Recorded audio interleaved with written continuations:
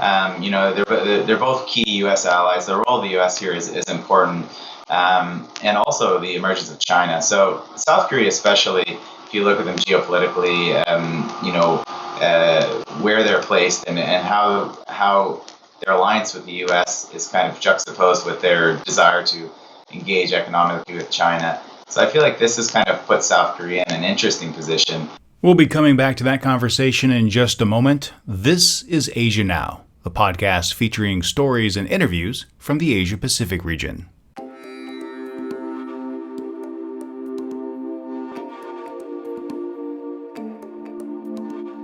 "2015 marks the 50th year South Korea and Japan have normalized relations. It also marks the 70th anniversary of the end of the Second World War. What issues persist between the U.S. key allies? It's one conversation taking place in Asia now.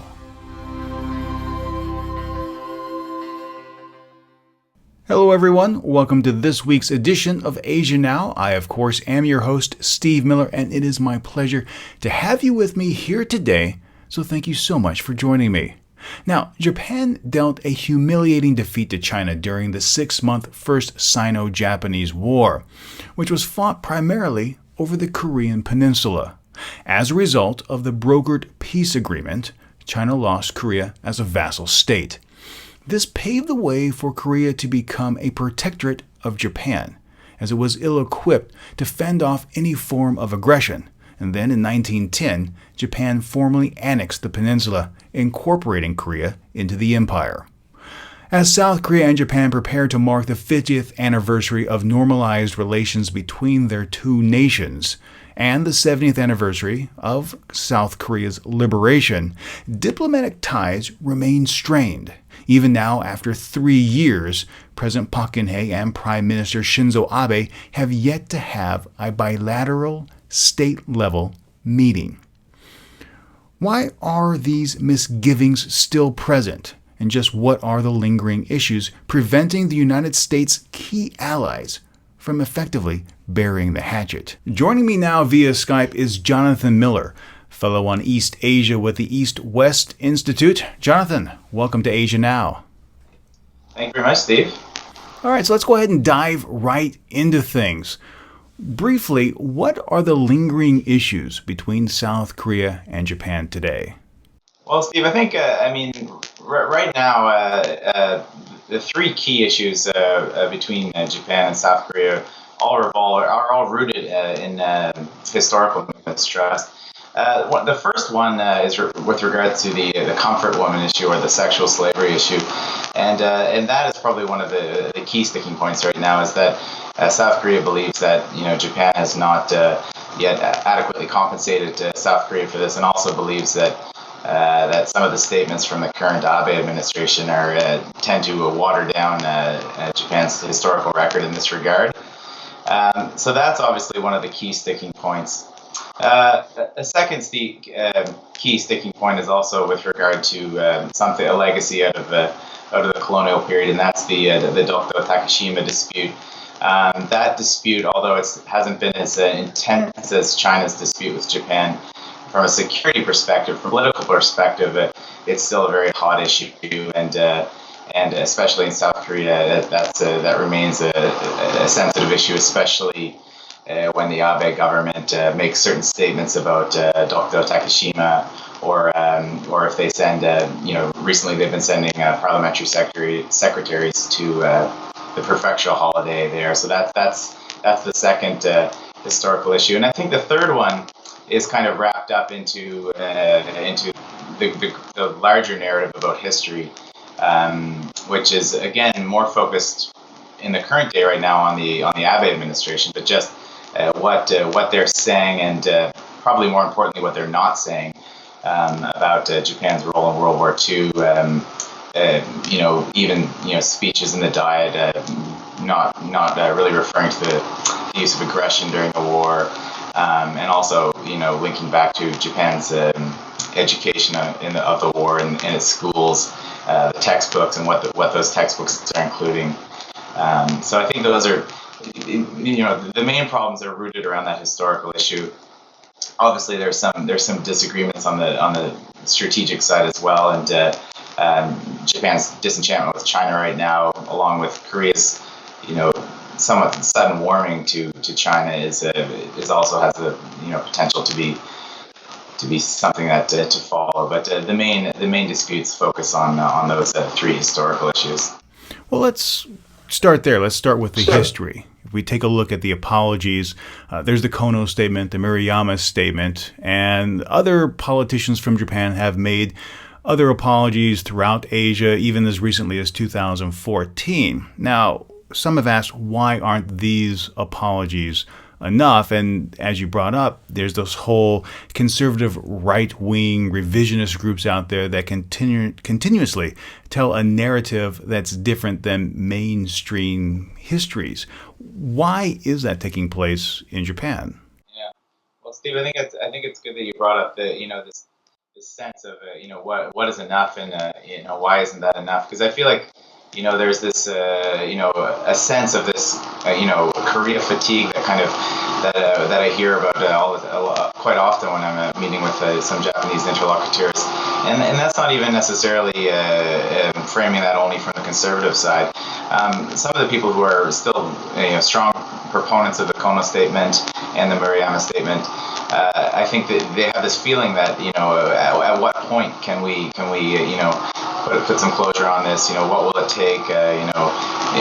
They fear, I think, even if a newer statement, or if there was additional compensation, they fear whether this would be enough. So I think that there is that sense, not only just in the conservative wing of the LDP and some of Abe's supporters, that there is this sense of what will be enough. I think that as to your question on why is there this kind of this backlash on saying that we against the Kono and Murayama statement. I feel like for Abe specifically, this has been something traditionally he has been opposed to, and he's even was part of a group that had a significant ad in a Western newspaper denouncing parts of the Kono statement. So I think the Kono statement especially, I think, is a bit more sensitive to certain elements in the LDP and in the conservative groups, because I think that there's the connection between, in the Kono statement, there's a connection between the Japanese military directly having a role in combat women's stations and controlling that. So I feel like that is what some conservatives feel like is a leap too far, and it's created this backlash on that. You brought up the issue of Dokdo and Takashima, these small rocks in the body of water between South Korea and Japan. Now, why is it? South Korea has boots on the ground here. They have the police garrison there. Yet continuously, Japan always brings up the issue that this is an integral part to Japanese territory, when in fact they don't have anyone there, and South Korea refuses to even discuss the option that it was never part of South Korea. Isn't just claiming that it's Japanese territory just sticking a hot rod into a hornet's nest to sour relations? Yeah, I think it's important to look at this dispute a little bit in context. I like to, when framing the Dokdo Takashima dispute, I like to sometimes compare it with Japan's dispute with China. They're very, very different, and I think that sometimes seems to be a broad comparison of Japan's disputes, the one with China, the one with Russia, and the one with Korea. The one thing that the silver lining of the one with South Korea up until this point, as you rightly mentioned, is that it's mainly become a political dispute, a diplomatic dispute. Japan is in an opposite role of what it is currently in the Senkaku dispute with China, and the fact that Japan controls and administers those islands with China, but in Dr. Takashima it doesn't at all. I think Japan's under the Abe administration has slightly upped its rhetoric on that. As I said earlier, they've now started having some support from the central government to the prefectural holiday Shimane-ken, which is the Ken prefecture, which claims Dr. Takashima, they've lent support now through the dispatch of a central government official to that prefectural holiday. So that's obviously angered people in Seoul, understandably. I also feel that I've heard from some voices in South Korea as well that there's worry about potential clashes eventually over Dr. Takashima. From my understanding, from my discussions with the Japanese officials, I mean, this just seems totally out of orbit. I mean, I don't think anybody expects. Japan, might raise some rhetoric on it and might rattle sabers on it, but I don't think there's any expectation that Japan would ever even consider anything from a military or a security perspective. I think it's pushed South Korea significantly to solve this through the ICJ, the International Court of Justice, and thus far this has been refused from South Korea because of from South Korea's perspective, which I understand, they feel like there isn't a dispute. So by admitting to a joint submission to the ICJ, that would be effectively an admission of that the islands are in dispute. So this is kind of where they're at right now. Is that they're it's every time that the prefectural holiday comes around, it's just it's almost like clockwork. Now you can expect the Japanese minister or ambassador to be summoned in Seoul, and it's I'm not saying it's a good situation, but it is at this point a bit more manageable than Japan's more problematic dispute with China. And you are absolutely correct. It is like clockwork. Every February when Takashima Day rolls around, the South Korean ministry summons the Japanese ambassador or the Japanese envoy to the ministry to chastise them and to lodge a formal protest. But going back to this issue of the comfort women, some historians say that there may have been as many as 200,000 women mobilized into sexual slavery. Japan always counters, saying that there's no credible evidence to support these claims and that any women were simply well-paid prostitutes. And then there's the whole notion that perhaps some South Koreans were used by the Japanese military to physically round up and recruit these women in South Korea. Where exactly does the truth lie? Yeah, well, obviously a really sensitive issue, and I won't pretend to say that I know all the facts and details of it, but what from a U.S. perspective, and this is something that a lot of U.S. specialists on East Asia will say, is that to a point we know that the Japanese military has some involvement in this, and they've admitted before. They know that it's a terrible thing that happened. We feel I feel like a lot of Americans feel that this is sort of a red line that shouldn't be crossed again after the Kono statement. I feel that the magnitude, when we're starting talking, we get into trouble when we start talking numbers, and is it 200,000, is it 50,000, how many documents do we have to link that? I mean, that's not my role to do, but from my perspective, I feel like it doesn't really matter that much. I mean, there were some significant horrendous things that were committed, and I think that the Kono statement is a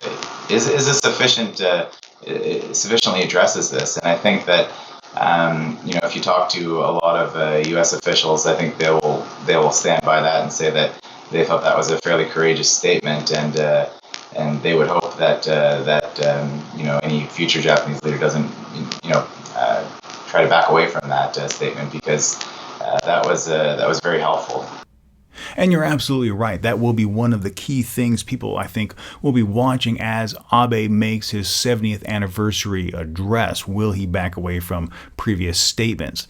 I wanted to ask you this. One of the things that many in South Korea feel is that Japan never really paid for the atrocities committed during its colonial rule of South Korea between 1910 and 1945. And that, well, really simply isn't the case. In 1965, an agreement was struck between both Tokyo and Seoul, and Japan paid a whole lot of money. And that fact was kept secret until 2010 from the Korean public. I mean, the South Korean government actually used that money to develop infrastructure, to develop industry. And I wanted to ask your opinion on this. Did South Korea, keeping that secret, actually essentially lead to a perpetuation of tense ties between both countries? Well, yeah, and I think you're right. And this is something that the Japanese will point to frequently is that, well, in one respect, they feel that, the majority of their historical issues and a lot of their disputes were resolved by the 1965 treaty. I mean, yes, there wasn't a formal resolution on the Dokdo Takashima, but they felt especially as far as the compensation issue, they felt that was resolved through the basic treaty. As you mentioned, there's significant amounts of money that was given to South Korea. A lot of it through some soft loans, but close to $1 billion of money at that time. Significant amount, which helped the South Korean economy. Put money into infrastructure, into development projects. So I think that there's a feeling in Japan that some of that is there hasn't been much of a credit for that, and I guess. From a South Korean perspective, I can see that they felt that was just desserts. So I mean, there wasn't really a need to credit so much because they felt that was just what was deserved after the conflict. But I feel like this is this is kind of casting a whole shadow. It's sad because, as you mentioned, we're in the 50th year now of diplomatic relations being resumed. And this should be a time of celebration. This should be a time where, especially considering, the growth of the South Korean economy, where it's at, and, seeing how Japan and Korea, can be, two of the pillars in East Asia. But unfortunately, it's actually now, arguably one of the worst periods in South Korean-Japan relations since 1965. So it's, this should be a year where there's a host of diplomatic good stories between the two. But we still have some time left in 2015. But I don't know. I'd like to be an optimist, but I don't know if we're going to see any big breakthroughs this year. Well, and you bring up a very interesting point about, what will we see this year? We should be seeing a whole host of activities. Do you ever think that we'll reach a point where South Korea and Japan will have really strong bilateral relations? I mean, if you look at the United States and England, the UK, that was a formal imperial relationship. The United States fought for independence, and now the UK is one of the United States' strongest allies. Will we ever see that between South Korea and Japan? Yeah, well, I mean, you bring up a good point. I mean, I would make direct comparisons, but as well, France and Germany. I mean, and the United States and Japan as well. I mean, a very strong alliance.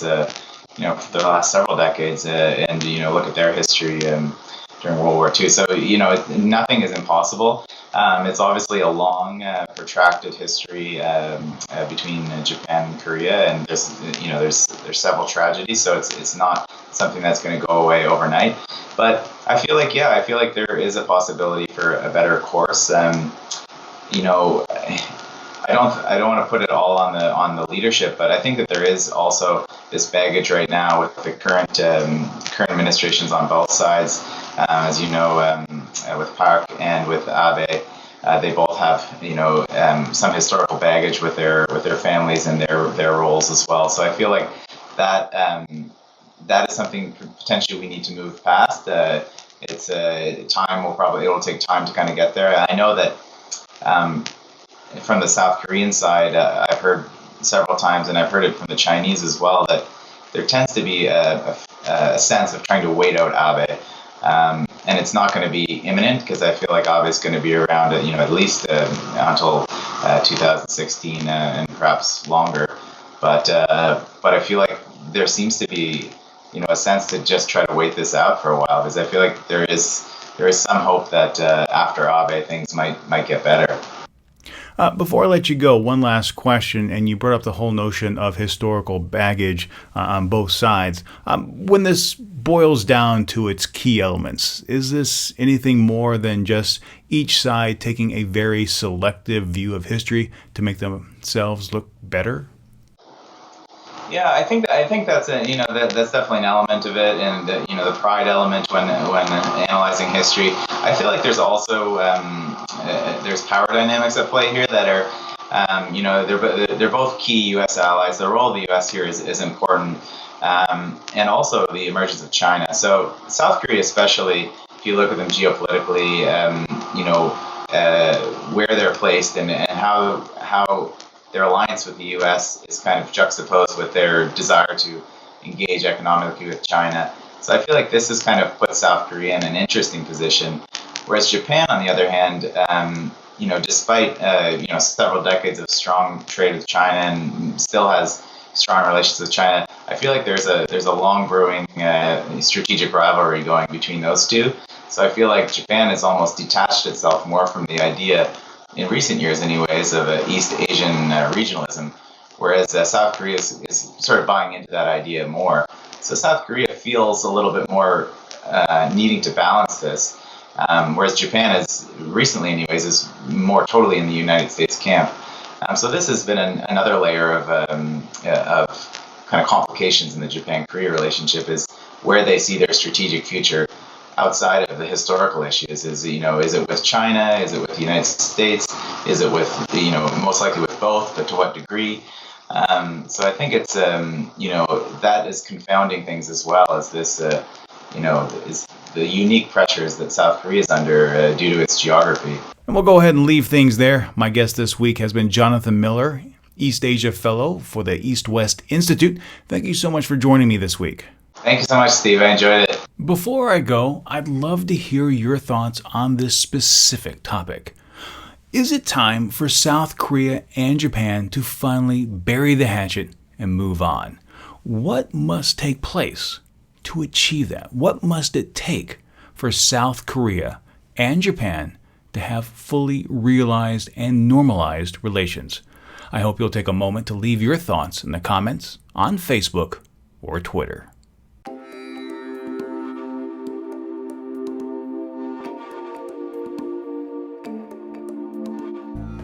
Be sure to keep up with more news from the region by following Asia News Weekly on Facebook or Twitter. You can also send an email to the show with your questions, your comments, and your feedback.